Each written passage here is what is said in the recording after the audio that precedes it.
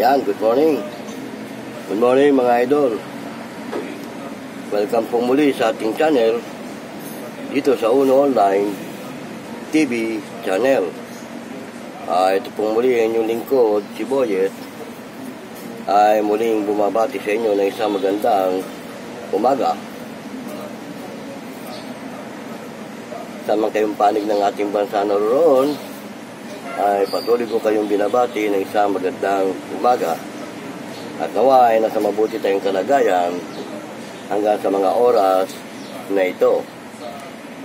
Bueno mga idol, shoutout muna sa ating mga subscriber dyan, sa ating mga follower, gayon din sa ating mga viewer. Bueno, tulad pa rin ng dati, ang programa natin ito ay sa larangan ng serbisyo publiko, ngayon din sa aming negosyo. Mga idol, lalo na yung ating mga ghost explorer dyan at yung ating mga ghost fighter o yung mga ghost hunter natin. Shoutout sa inyong lahat. Pangunahin ko ng binabati si Kuya Red ng Ghost Adventure. Ganon din si Alpha Ghost 01. Binabati na rin natin si Ribor ng Ghost Adventure at ang kanyang may bahay na si Ma'am Sheila Ghost 21. Sama na natin si Ma'am Creepy, si Ma'am Maggie the Creepy. Shoutout sa inyong lahat binabati ko kayo. Hindi ko man mabanggit ang ibang mga pangalan nyo dahil hindi ko masyadong matandaan, pero lahat kayo na magkakasama sa larangan ng Ghost Adventure o Ghost Explorer ay binabati ko kayong lahat.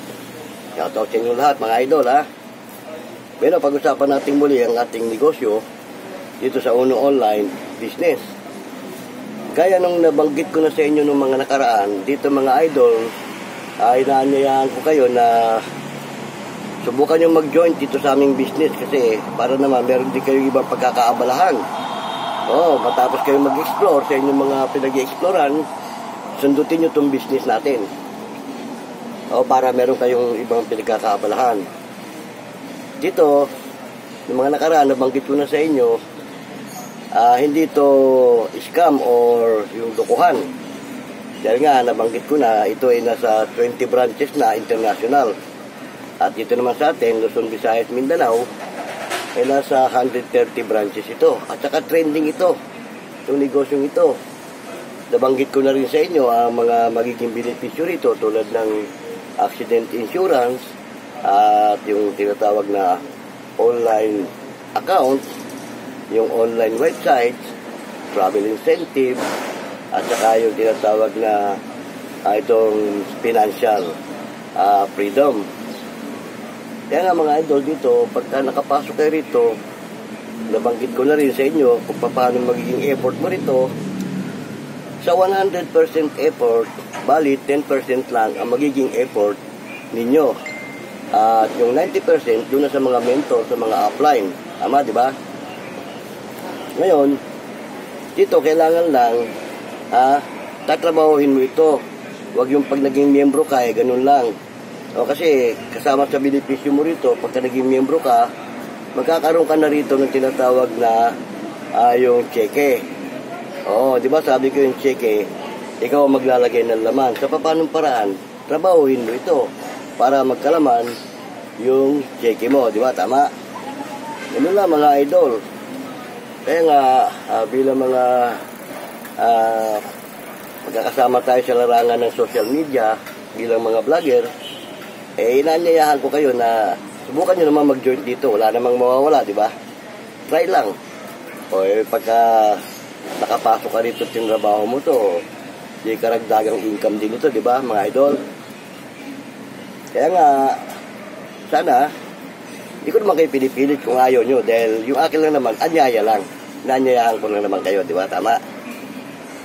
Kasi maganda rin dito, mga idol, sa totoo lang.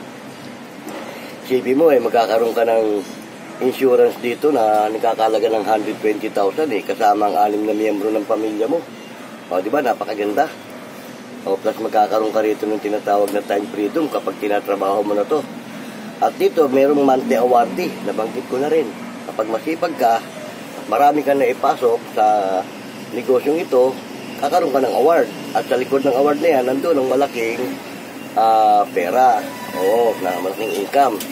Na yun naman, ipapasok doon sa tinatawag mong online account. Oo, hindi mapupunta sa iba yun. Yung 100% income, doon sa account mo papasok yun. Pero magiging effort mo lang dito sa 100%, 10% lang. Oo, yun ang kagandahan sa negosyong ito. Tsaka simple lang naman eh. Pag-i-invite ka lang naman. Oo, pagkatapos i-refer mo sa yung mga mentor, sa yung mga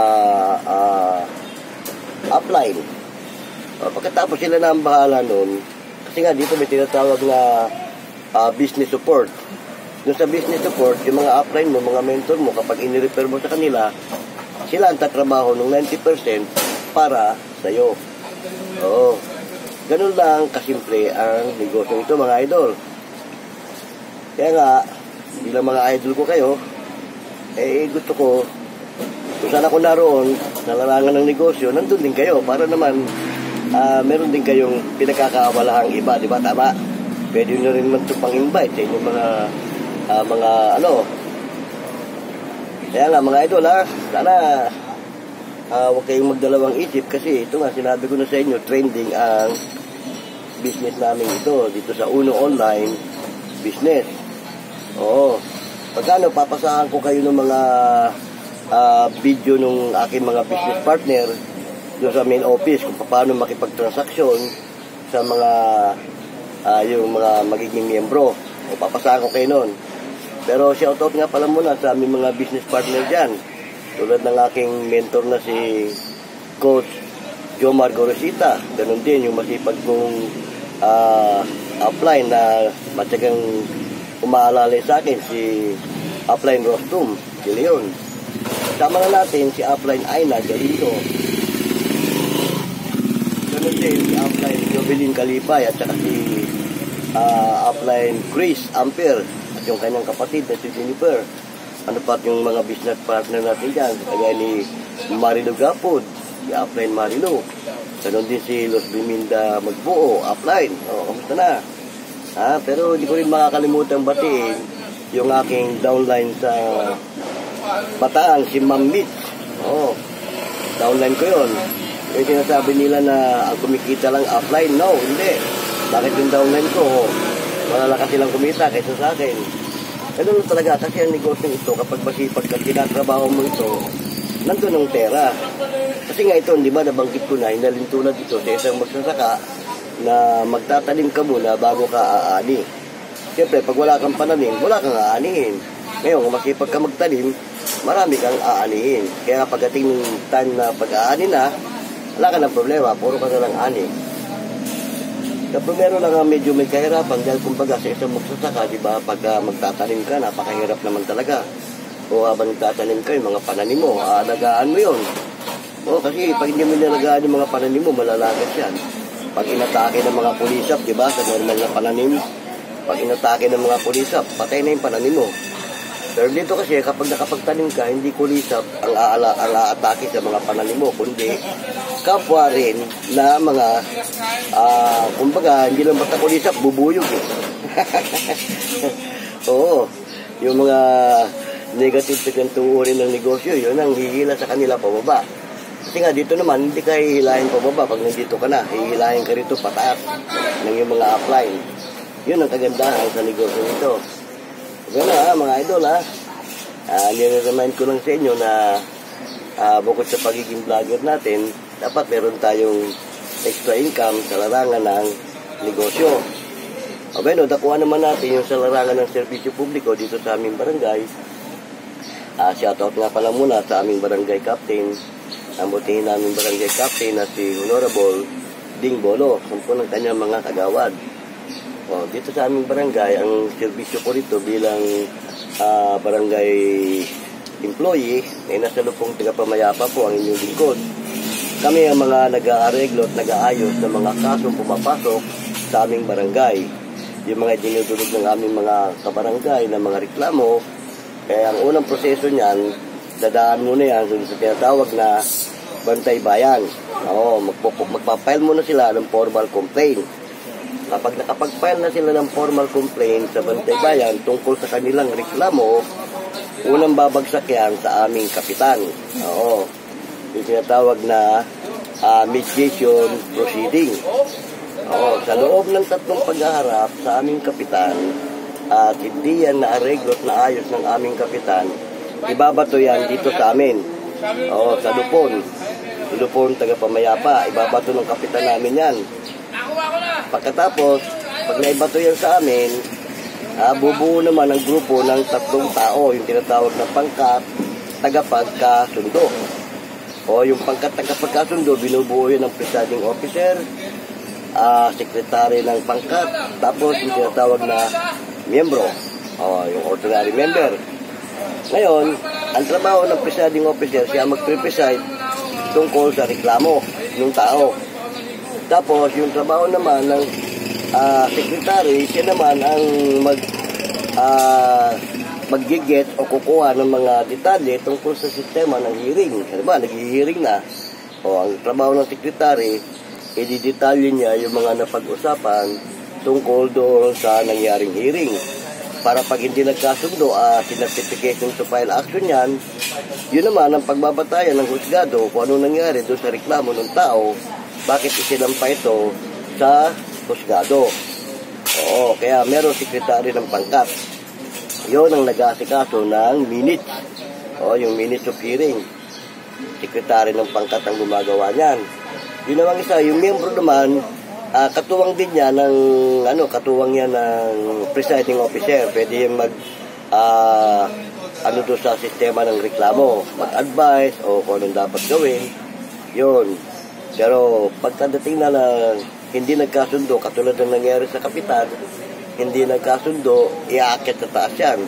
Doon na ngayon papasok yung tinatawag na certification to file action. Oo. Pag certification to file action yan, pipirmahan niya ng presiding officer at saka nung secretary. Tapos, yan, ibibigay na yan doon sa nagre-reklamo dahil kung talagang gusto niyang isampa yung reklamo sa taas, ipapile niya ngayon yan sa taas.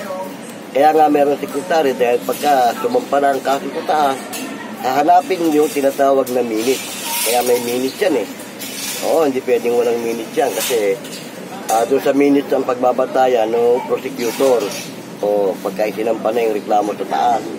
Ngayon, may mga pangyayari yung tinatawag na motu proprio kapag halimbawa na nasiyasat ng prosecutor o nung na yung kaso ay dapat sa barangay lang tapusin at mababaw, kumbaga mababaw yung sistema, yung dahilan bakit isinampa, ibinabalik yan sa barangay para doon na lang ulit buksan ang kanilang reklamo at doon tapusin.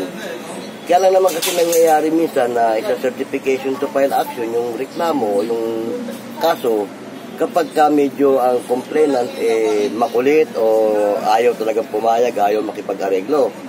So, siyempre, kaming mga Lupon, taga-Pamayapa, hindi namin pwedeng tanggihan yung request niya na iakyat sa taas yung kanyang reklamo. Kaya yun, sinacertification to file action. Diba? Tama?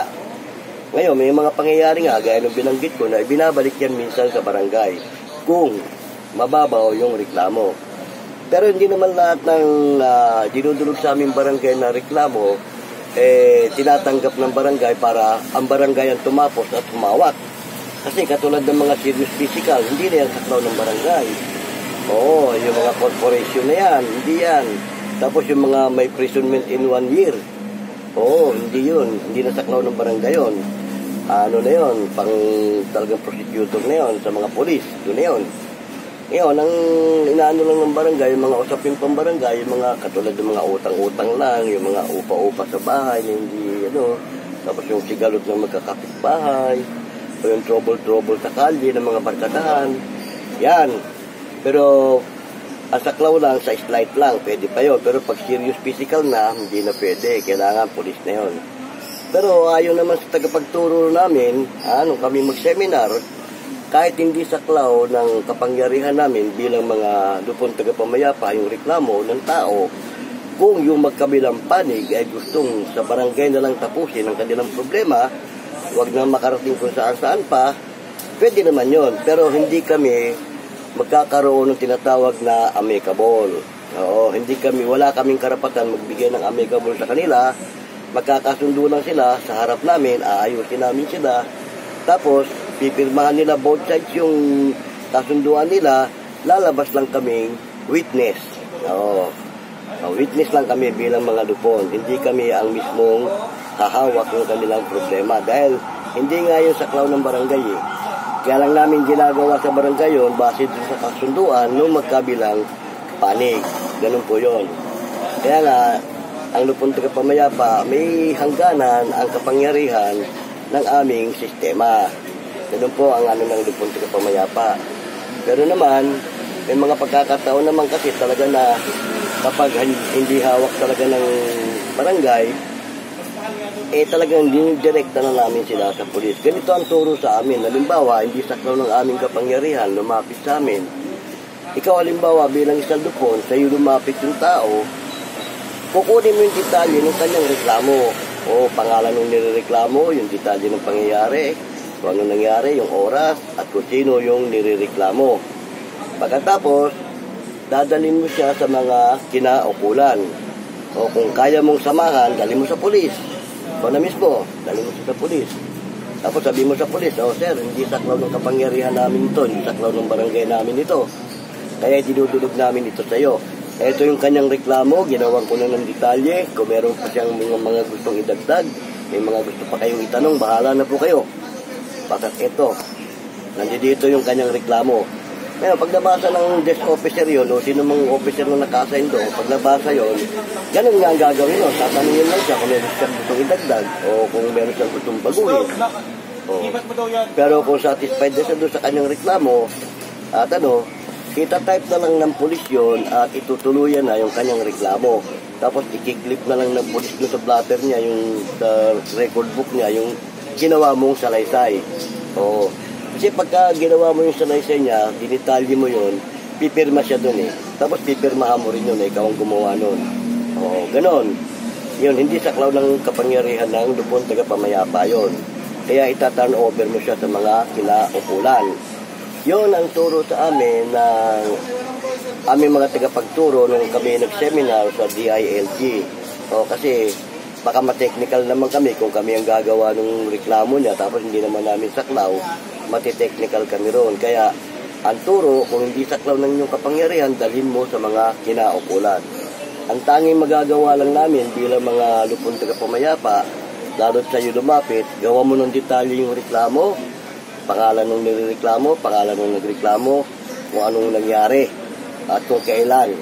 Pagkatapos nung papipirmahin mo siya sa baba. Ngayon, kung ayaw mo na siyang samahan at medyo busy ka rin, ibigay mo sa kanya yun, turuan mo siya, dali mo to doon sa ganon. Ipakita mo yung ginawa ko. O, ganon. Yan ang sistema namin bilang mga lupong taga-pamayapa.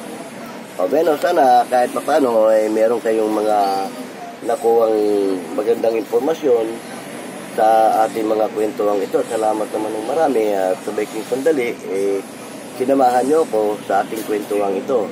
O bueno, shoutout muli sa ating mga idol dyan, ha? Lalo yung ating mga idol sa larangan ng Ghost Explorer. Shoutout sa inyo, mga idol. O, ito pong muli ang inyong lingkod, si Boyet, ng Uno Online TV channel. Ay pansamantalang nagpapaalam sa inyo dahil alam niyo naman tayong mga vlogger, marami pa tayong dapat gawin, marami pa tayong dapat masikasuhin. Kaya, kung bago ka pa naman sa channel kong ito, huwag mo naman kalimutan mag-subscribe at pumindot ng ating bell button para lagi ka naman ding updated sa ating mga video. Diba tama? Sundutin natin pansamantala ang nalalapit na eleksyon. Shoutout dyan sa mga gustong tumakbo sa nalalapit na eleksyon, ha? Hangad namin ang inyong tagumpay, ang bawat isa sa inyo. Hangad namin ang tagumpay nyo. Sana kung sakaling kayong lumusit at palarin kung sa mga bagong tatakbo, kung ano man ang inyong mga panukala at inyong mga programa, tuparin nyo ito pagka kayo ay nakaupo na. Ganun naman sa mga dati pa na nanunungkulan, sakaling kayo pa rin na lumusot, mas lalo nyo pag-ibayuhin ang inyong mga servisyo sa larangan ng publiko. Di ba? Tama? O bueno, sana kahit pa paano nakapagkita ko sa inyo ng magandang informasyon sa larangan ng social media dito sa ating mga pagbablog. O shoutout muli sa inyo. I-like and share nyo na rin ang video ito para naman marami ang makaalam tungkol sa ating mga pinag-uusapan na may kaugnayan sa larangan ng serbisyo publiko, gayon din sa aming negosyo, sa larangan din naman ng social media. O pero, shoutout muli sa inyo lahat. Hanggang sa muli. Kung muli ang inyong lingkod, si Boyet ng Uno Online TV channel. Paalam!